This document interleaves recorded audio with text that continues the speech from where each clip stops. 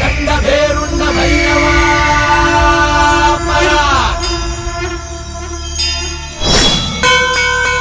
ರಾಜಮಾರ್ತಾಂಡ ಧರ್ಮ ಕೋದಂಡ ಭೈರವ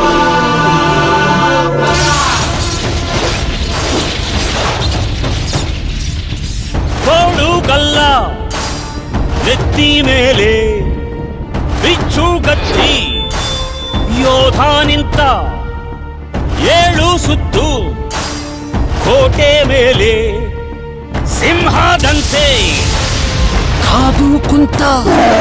ಕೆಂಪೇಗೌಡ ಶಿಲೆ ಮೇಲಿದ್ದಾಗಲೇ JCP ಇಂದ ಕುಟ್ಕಿ ಕುಟ್ಕಿ ಕುಟ್ಕಿ ಬೋಲ್ಡ್ನೆಲ್ಲ ಕೆಡ್ಬಿಟ್ಟು ಆ ಕೆಂಪೇಗೌಡ ಶಿಲೆನ ಕೆಳಗಡೆ ಬೀಳುವ ಹಂತಕ್ಕೆ ಬಂದಾಗ ಅದನ್ನ ಹಿಡ್ಕೊಂತಾರೆ.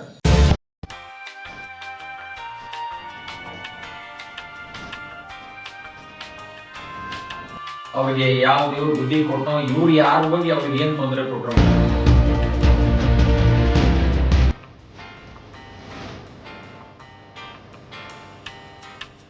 ಎಂಥ ಕಿಡಿಗೇಡಿತನ ಅಂದ್ರೆ ಅದನ್ನ ನೋಡಿದ್ರೆ ಕಣ್ಣೀರು ಬರ್ತದೆ, ನೋವಾಗ್ತದೆ.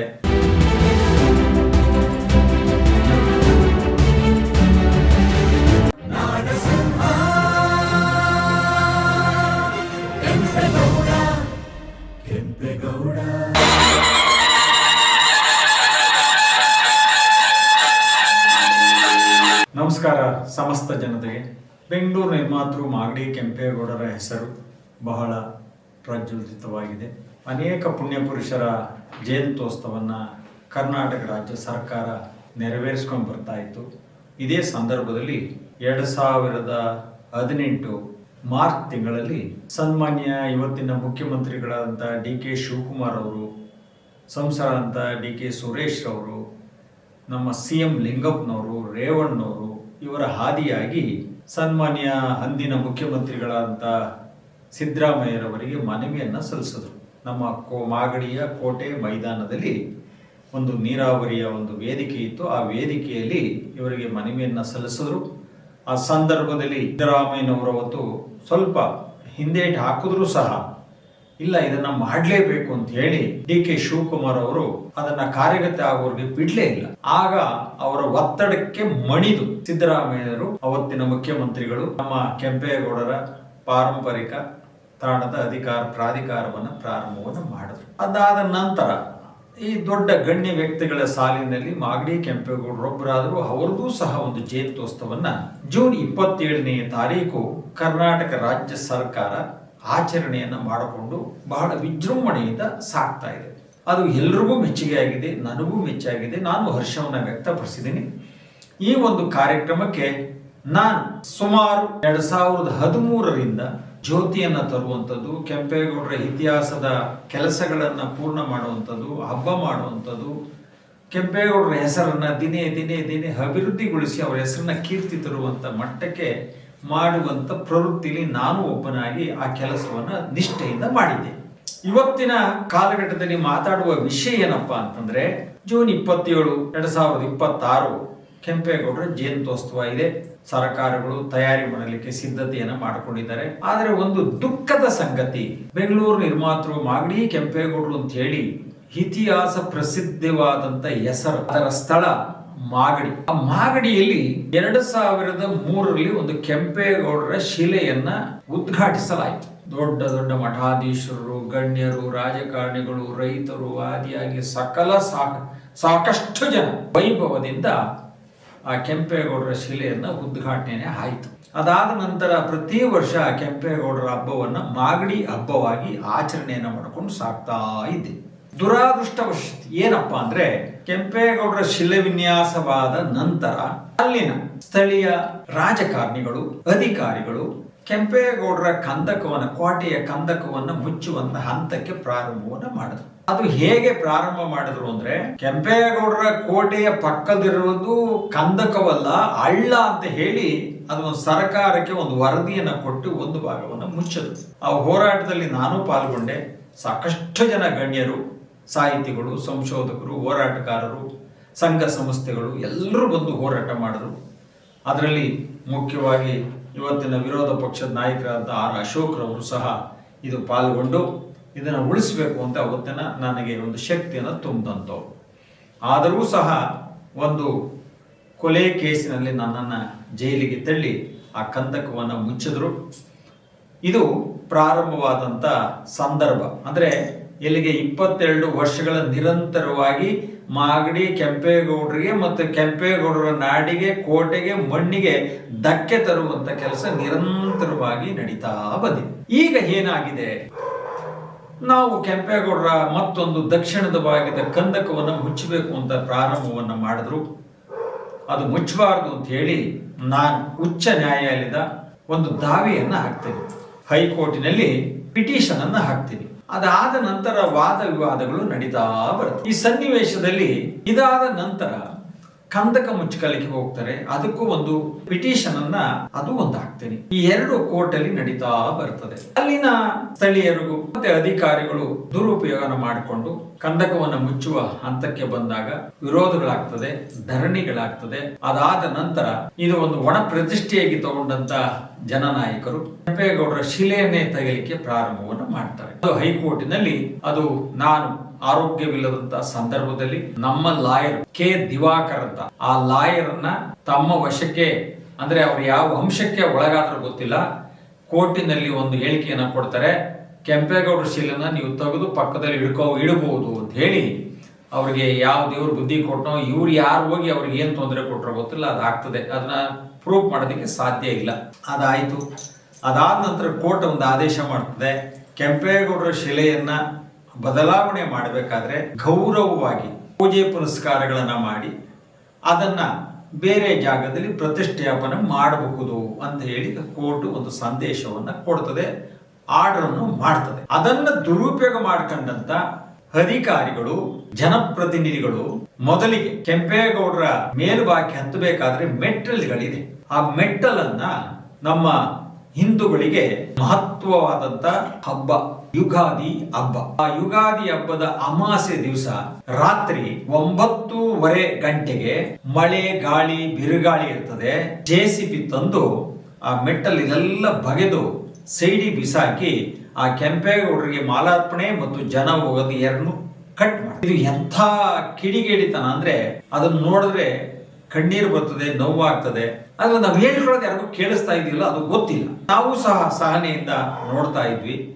ಅದಾದ ನಂತರ 21/4/2026 ಮರಗಳು ಅಲ್ಲಿ ಒಂದು ತೋಪಿದೆ, ಆ ತೋಪನ್ನ ಕಡಿಬೇಕು ಅಂದಾಗ ಅದನ್ನು ಒಂದು ಪಿಟಿಷನ್ ಹಾಕಿದೆ. ಆ ಮರಗಳಿಗೂ ಸಹ ಆಗ್ತೆ, ಅದು ನಮ್ಮ ಪರವಾಗಿ ಆರ್ಡರ್ ಸಹ ಆಗಿದೆ, ಮರ ಕಡಿಬಾರ್ದು ಅಂತ.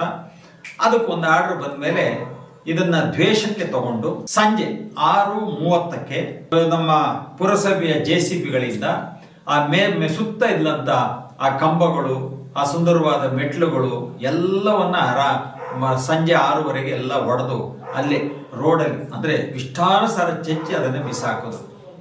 ಅದನ್ನ ಮಾಡ್ಬೇಕಾದ್ರೆ ಎಷ್ಟು ಶ್ರಮ, ಎಷ್ಟು ನೋವು ಅದು ನನಗೆ ಗೊತ್ತಿದೆ. ಆದರೆ ಕ್ಷಣಾರ್ಥದಲ್ಲಿ ಅಧಿಕಾರಿಗಳನ್ನ ಬಿಟ್ಟು ಅದನ್ನ ಹೊಡೆದಾಕಿದ್ರು. ಅದಾದ ನಂತರ ಆಗ್ಲಿ ಏನ್ ಮಾಡ್ತಾರೋ ಅವ್ರು ಮಾಡ್ಲಿ ಅಂತಂದ್ರೆ ರಾತ್ರಿ ಅದೇ ದಿವಸ 23/4/2026 ಸರಿ ರಾತ್ರಿ ಅಂದ್ರೆ ರಾತ್ರಿ 12 ಗಂಟೆಗೆ 2 JCB ತಗೋತಾರೆ, ಸುತ್ತ ಲೈಟ್ ಹಾಕ್ತಾರೆ, ಸುತ್ತ ಅಧಿಕಾರಿಗಳನ್ನ ಕಾವಲಾಕ್ತಾರೆ.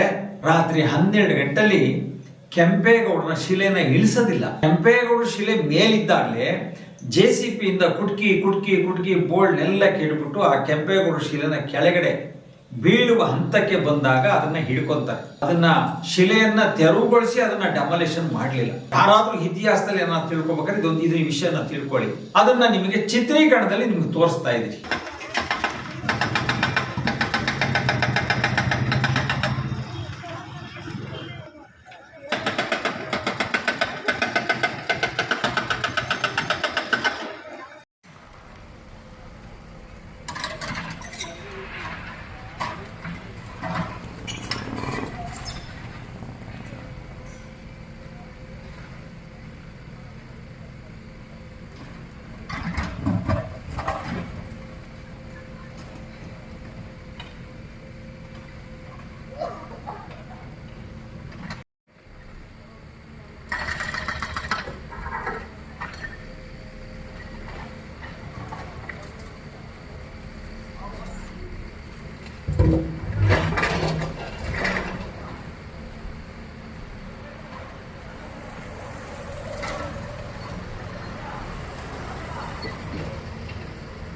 ಯಾಕೆಂದ್ರೆ ಇದು ಬಾಯಿ ಮಾತಲ್ಲ, ಆ ಸಮಯ ಅವರು ಮಾಡ್ತಾ ಇರೋ ರೀತಿ, ಅದು ನಡ್ಕೊಂಡಂತ ಆ ಕೆಟ್ಟ ಪರಿವರ್ತನೆ ಇತ್ತಲ್ಲ, ಅದನ್ನ ನಿಮಗೆ ವಿಡಿಯೋ ಮುಖಾಂತರ ತಮ್ಮ ಮುಂದೆ ಇಡ್ತಾ ಇದ್ದೀನಿ. ಆ ಸರಿ ರಾತ್ರಿ ಇದನ್ನ ಮಾಡಿದ್ರು, ಅದನ್ನ ತಗೊಂಡೋಗಿ ಏನ್ ಮಾಡಿದ್ರು, ಅದನ್ನ ತೆಗೆದುಕೊಂಡು ಅದು ಗೌರವಪೂರ್ವಕವಾಗಿ ಹೇಗಿದೆಯೋ ಹಾಗೆ ತಗೊಂಡೋಗಿ ಅಲ್ಲಿಗೆ ಪ್ರತಿಷ್ಠಾಪನೆ ಮಾಡಿ ಅಂತ ಕೋರ್ಟ್ ಆದೇಶ.